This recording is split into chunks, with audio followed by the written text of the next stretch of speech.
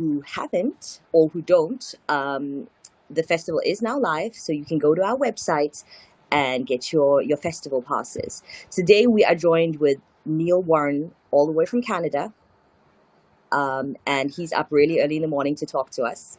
So thank you for that, Neil. Oh, And he's you're going to welcome. be he's going to be talking to us about his film that was a submission into the festival. I'm going to let him do most of the talking. So Neil, tell us a bit about yourself. I've been in this for about 40 years. This is my latest. This guy's Rover here, so you can see. I can't really get him over there. Oh, he Um, looks nice and scary, even from here. he's got a movable jaw, and he can be rotated frame by frame so that you get some good action and stuff like that. So what I usually do is I work in three sizes, one really small, and then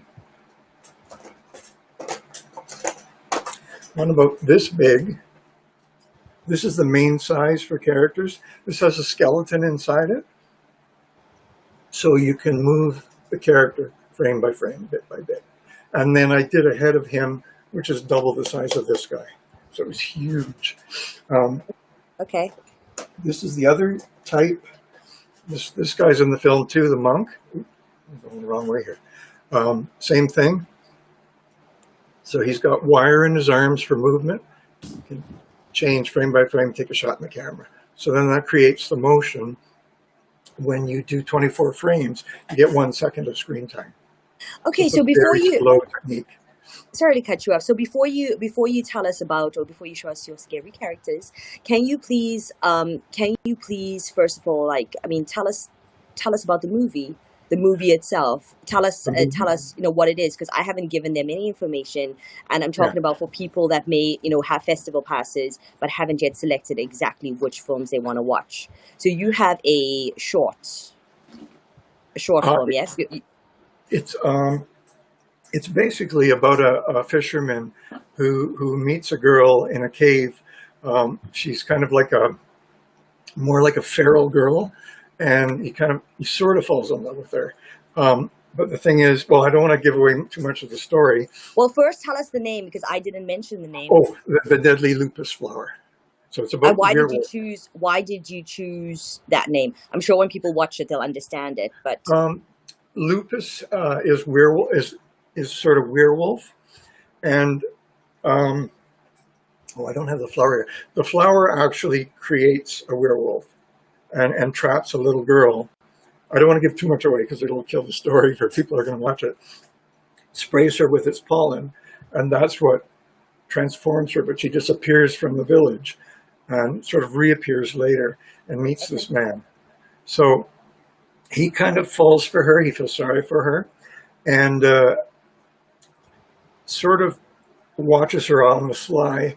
Um, the villagers hate him. They want his land, so they're always conspiring to take everything from him. Uh, and then he meets her late one night, or he sees her late one night, and then as he's walking home, he's attacked by one of these, and bitten. And that's what happens with the story after that. It creates the drama, and with her, and with the villagers, and with this guy. He's sort of the monk of the village, and he sort of takes him in and tries to protect him from the villagers. And then it turns into a very kind of dramatic ending. I don't want to give it away Oh because yeah, that's let's the definitely not, because film I'm is sure when they done that watch it way. it's going to be It took yeah. me over a year to make it. Okay, Um, that's I was just that's going to what, ask you, how much of research yeah. did you put into all of that? It was over a year, but it wasn't every day. But I researched first about werewolves. I bought a book on werewolves, studied that over the history and the folk tales. Then I got a book on costuming for that period, which is the 1800s, so I could come up with the designs for the characters. Then I've always liked the Hammer films. I don't know if you know the British horror films. They were in the 60s, and they always had kind of moral tales, but they also involved monsters or werewolves or Dracula or whatever. But they always made a point of good versus evil. And that's what I wanted to do with this. Um, the villagers are kind of the evil part because they're always conspiring to steal and take. The girl isn't really evil, but she's trapped in something that she never wanted. The man is pretty pure. The monk just protects him. And there's a really bad villain in the thing, and they'll see that if they watch the film. He's nasty, but he gets what's coming to him. So, Yeah, you kept your characters pretty authentic in terms of, yeah, them playing their I roles. tried to give them all a character so they'd all be different from each other. Um, this guy he's sort of a go-between with the villagers. He's a nice guy, but he's always sort of there to sort of be a voice of logic, whereas the other ones are just greedy and wanting to take stuff. So this is another one of the villagers that's left of them. They're all pretty battered because I recycle all my characters after every film. Oh, These ones that's great. yeah, because I don't want to waste the clay, and you basically can strip the model, mix it up, add some pigments into it. Clay is fine. So it's a good way to conserve. This guy, and this is a little off from what I was just talking about, but this guy was from the first movie I made, and he's kind of petrified now. The clay on him is kind of petrified. But I used a small size character. This is like on the Frankenstein story.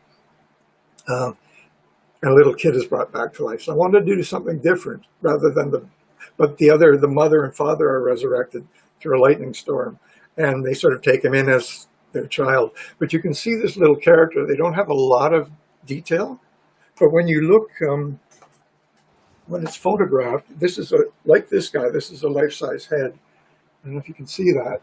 You can see how real they look when they're under the right lighting, and that again was a human-sized head. So I could get a lot of really great movement out of the face and character, and build more on that figure. And that's what I did with this. And you said you do this all on your own. Yeah. Well, I had a guy help me, an animator named Mike Gaddy. There's a sequence where spirits fly out of the lake, and he did that for me. Beautiful job. But otherwise, I sculpted everything and built everything, and it took a long time because I got an actor that I really wanted. His name is Chris Massolia.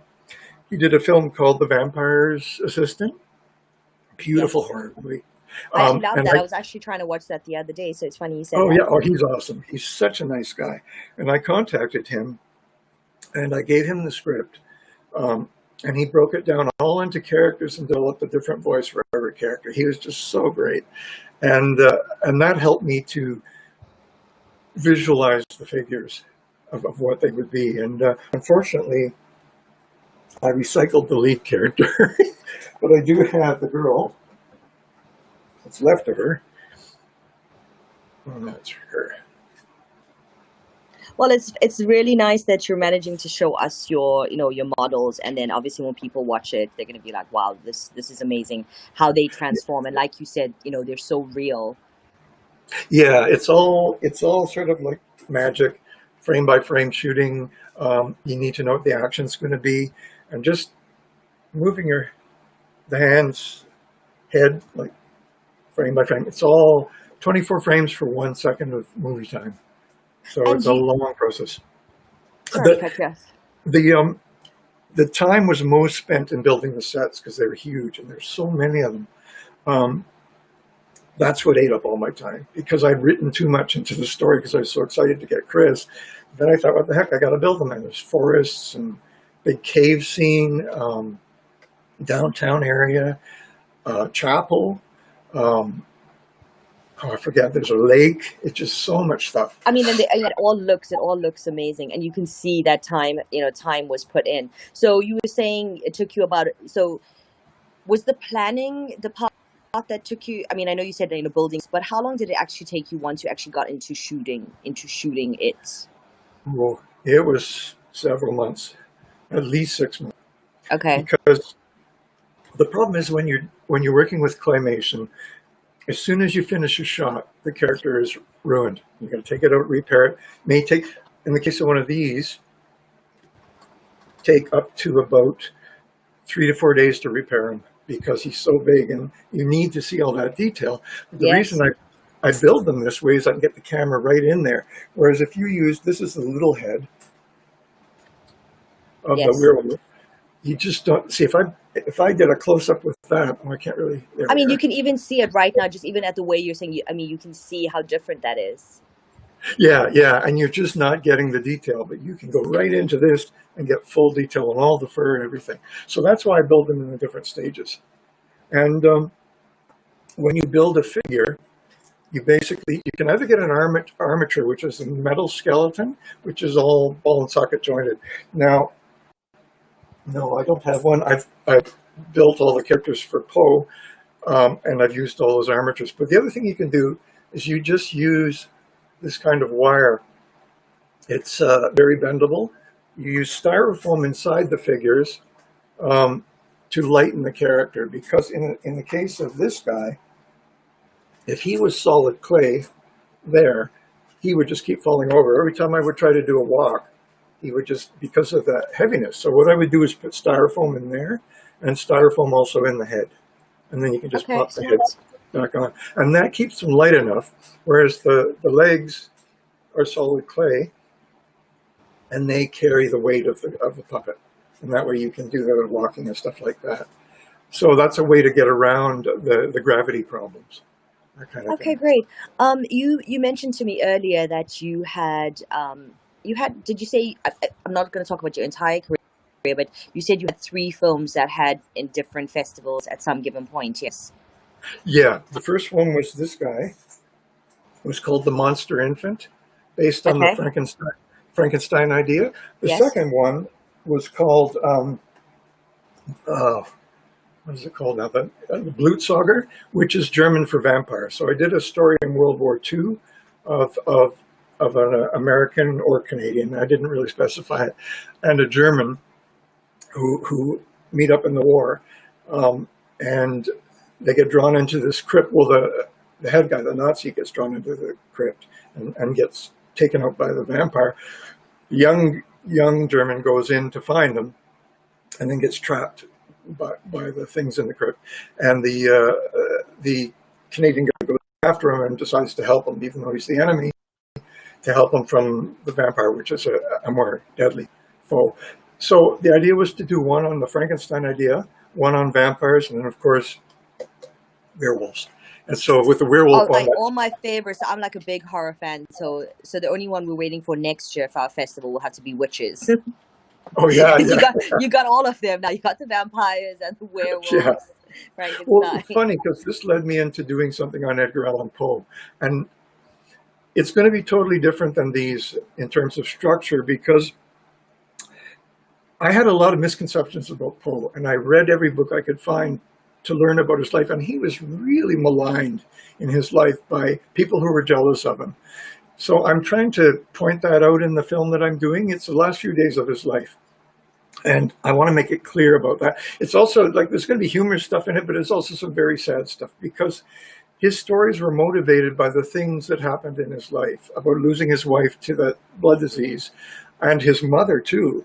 And then he did the story about the Red Death, and it's all connected with his life. So I was putting all these ideas together, and I came up with an idea, and now I'm just diving right into it.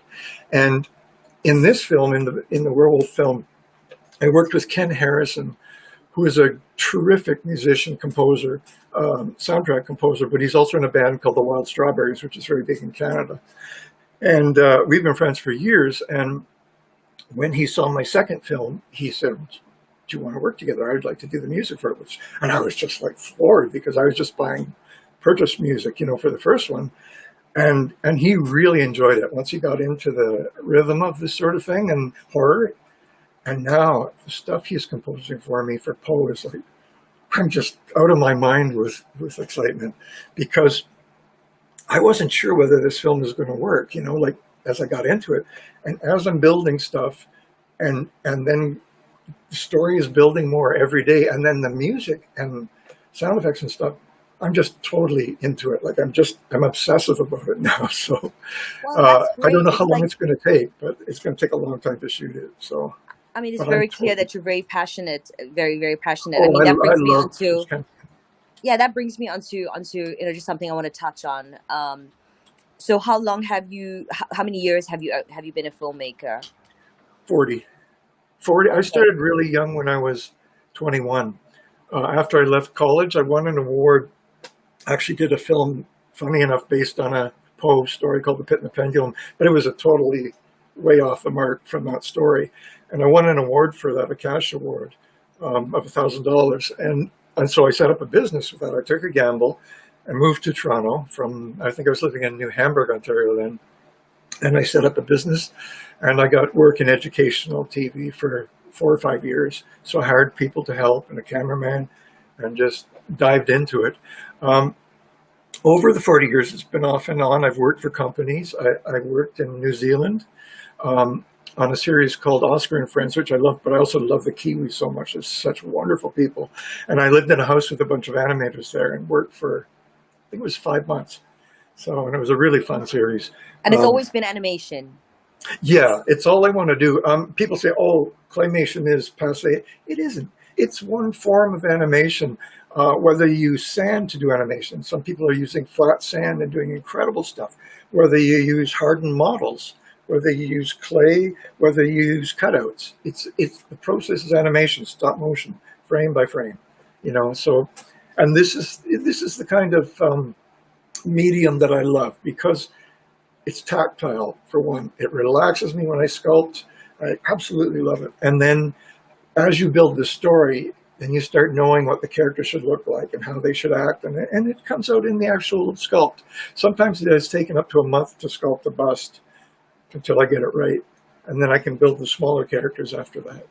I mean, it's a Um, good thing that you find it relaxing because it seems like you definitely need patience. oh, it is. You're definitely going to need a lot of patience. Well, animating isn't relaxing. It's very stressful. And, but the sculpting part is a dream. Like I love doing it, and it totally relaxes me. But animation, you always have to second guess yourself, and as you're doing the movement, you have to think about what that character is going to be doing and get that action in the actual scene. So it can be very stressful that way.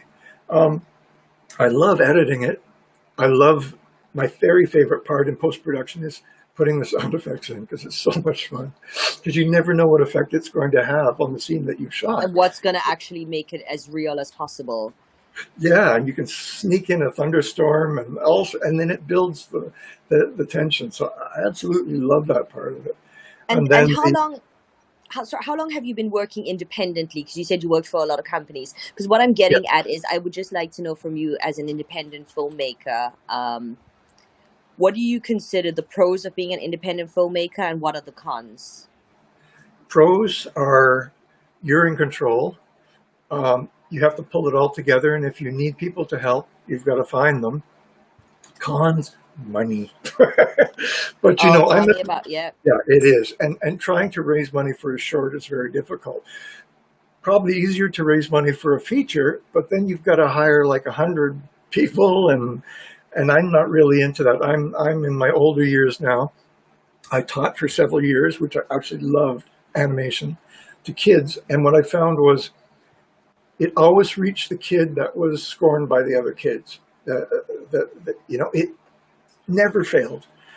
Like there'd be this introverted child that nobody liked, and they'd start sculpting, and all the kids would be blown away, and they'd make a film, and it changed the whole atmosphere that this child has something to offer, and it never failed. Every class I did, there's always one person that sort of just bloomed.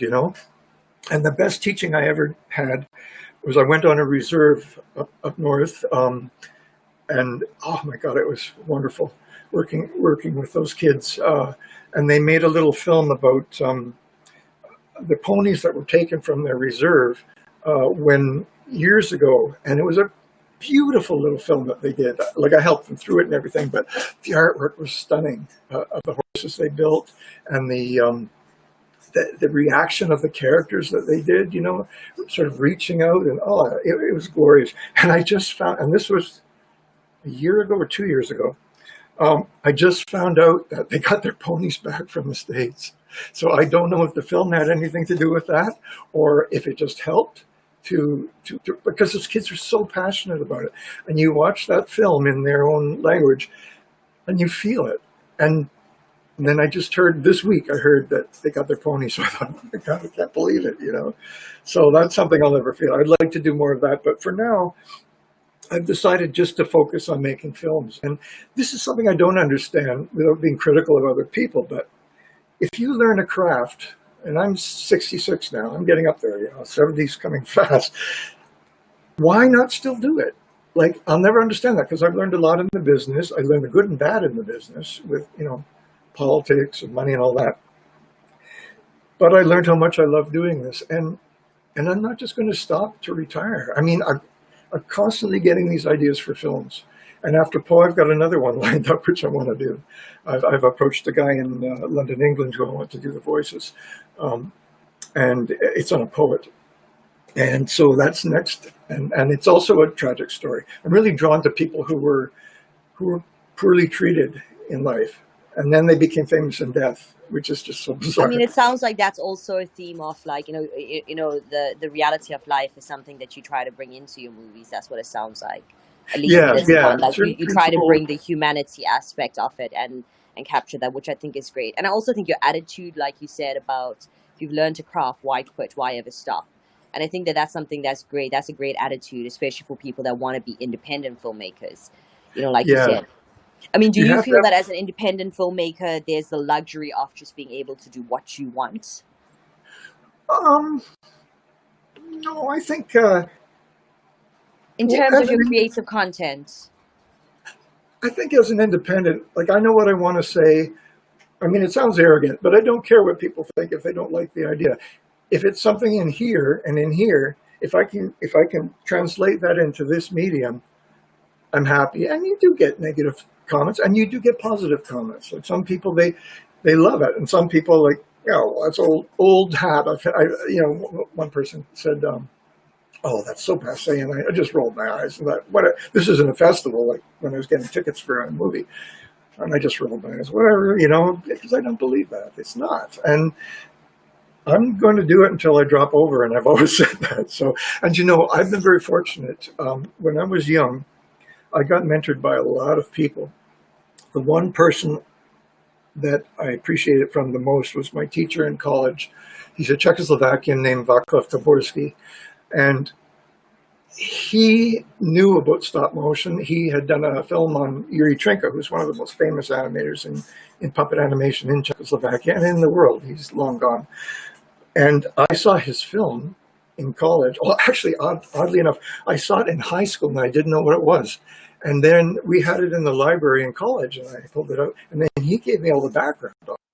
And he really pushed me to follow my dream, which was this technique, you know. And I was so fortunate to have that. I also had a friend in England who mentored me as well. She's a cell animator, drawn animation, but she worked on all the features and everything. And I met her, and she took me around to all the studios. I got to meet Terry Gilliam, and he looked at my portfolio. And this is when I was really young. But these people really kind of planted that seed in me, you know, to really push forward. And I'll never forget that. And that's why I want to do what they have done and continue on till I can't work, you know. And so there'll be lots more films coming out in the next 20 years. I think you're doing a beautiful job, and I think that a lot of people are gonna relate to that, and I think they're gonna love it. Is there I'd encourage anybody to if you have the desire, try it. Just try and experiment in any technique in animation. I mean, I tried stuff in high school and it was terrible, but my art teachers loved it. Well, for now I can look at it and say it was terrible, but they loved it because it was unique and different from everything that everyone else is doing. And that gives you the first sort of uplift in spirit. And then college was great. I learned all the technological stuff, and I was able to go right into the business. I mean, maybe it was too young. I should have had some fun before I dived in. But, you know, it was a great experience to set up a studio and learn that way young, you know. So your advice for other filmmakers, other independent, again, obviously filmmakers that are maybe not as experienced as you and just starting out in the industry or starting out to be independent or work independently, what advice would you give them? I would say talk to professionals, try and get mentored by a professional if it's possible, to look at the script to make sure it's solid, The only thing is you've got to be careful that because there are some sharks out there that steal ideas that you don't want to. But if you can mentor in a company, you learn so much just in technique and stuff like that, even if it's just a short period of time. So just A learn lot your of craft. Learn your craft, basically. Yeah, That's what you're it's saying. really important, but it also doesn't hurt to experiment on your own. Try some stuff, put it online, see what the reactions are to it. Um, and if you think you can make a film on your own, go for it. And if you can find even a grant to make a film, because there are cultural grants to create a production, apply for those. And there are grants that help people who are starting out right from the beginning, like first time grants. So go for it, because you never know where it will lead. It just takes one person in the business who sees the potential in that film, and you may get a nice job, and you never know where it can lead. You just, I mean, for me, the hardest thing for me was because I started out running my own company. When you move into another company and you're not running it, it's hard to sort of adjust because somebody's do this and do that, and you just do it and you learn it. But it's hard because you sort of developed a working ethic and the way you see things, and it's hard to readapt into other. Although in New Zealand, it wasn't hard at all. It was so much fun. Well, it was difficult. It was long shoots, but they're such lovely people. They're just so full of life, and I really enjoyed it. And we even had earthquakes occasionally, so the whole set Exciting. would be shaking. Well, I guess I'm saying that that's exciting because I've never been in an earthquake. Well, actually, I lie. I was in a very, very little earthquake in LA recently. But anyway, Oh, off wow, topic. So, wow! um, I what was I laugh going to say? because they're to them it's like, oh, that happens all the time. Yeah. I mean, we think about it like that, but I was saying, like, for people like that have actually been in the crazy ones, they're like, there's nothing funny about an earthquake. But the last thing I want to ask you is, how important do you think independent festivals, such as the South African Independent Festival, are? Extremely important to showcase an artist's work, and the other thing is to see other works, because I love, like, here we have TIFF, Toronto International Film Fest. We have TAD, which is all TAD, Toronto After Dark, which is all horror. I never miss going to those things because you learn so much when you watch other people's films, independent films.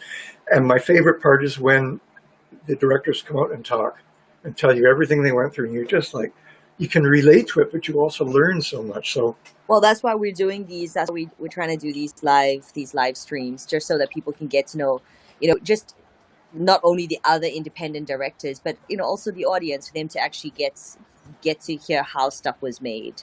yeah, oh, that's great. No, I can't say enough about fests. That's what we need. We need more of it too. And Um, do you feel it's crucial for independent filmmakers to always, with their creative works, to always try to submit them into festivals and to be a part of these? they should try. I mean, you get a lot of turndowns, and it's not necessarily because of, like, some people get disappointed. They get turned down twice or three times. That's it. It's not about the film. It's about if they can slot it in. And it is about the film in terms of some festivals love a film and they want it in there, but also some can't fit it into their type of screening or their sort of, what do you call it, I mean, there's lots of audience. rules. Yeah, there's lots of rules Yeah, and guidelines, and you're right. It's definitely, I think, for people that have submitted movies into festivals, and been, I don't even want to use the word rejected, because I feel like that's a harsh word. I feel like you shouldn't take that as oh, my movie's not good yeah. enough. It's No, you definitely can't. not a case of that. I mean, I speak from our festival. We've had so many great submissions, but there was only a limited amount that we could fit in, obviously, and that's what we had to go with. Yeah, yeah. No, I can't say good enough things about the fest. I love it, and I'm so grateful you guys took my film, because it's so wonderful that they'd Well, be it's able to see. beautifully done. And now talking to you and seeing how much of time and effort you put into it, I'm really glad that your selection made it. Oh, I'm so And happy. like, yes, and it's beautifully done. So thank you so much for your time, and thank you Oh, for I your appreciate it. insights and your wisdom. To anybody that is already on the festival, for people that are thinking about joining, again, Neil's movie is called The Deadly Lupus Flower. Yeah. Yes. And it's about werewolves. It's a horror. Yes. it's not for a young audience. Yeah, but it's a lot less intense as the other first two because I wanted it to be more like a folk tale. I didn't want it to be. There is some gore, You didn't play want to be a gore. gritty horror. Yeah, I wanted it to be more like a folk tale with you know, and I feel it turned out that way pretty I well. think So, you did. I think you did. I think you accomplished your goal. So well, once thank again, you. thank you so much, and thank you so much for being up at this time to Oh, cater to the audience in Africa. oh, I'm so happy to be We're part of both it. gonna have bags under our eyes because it's pretty Yeah, late here. I always do. Okay, well, I'm looking forward to seeing your stuff next year. Hopefully, you're in our festival again. And obviously, good luck. Good luck in the running of this festival. Have a Okay, lovely thank you night. so Thank you much. so much, Neil. Thanks. Bye bye. Okay, good night. Bye.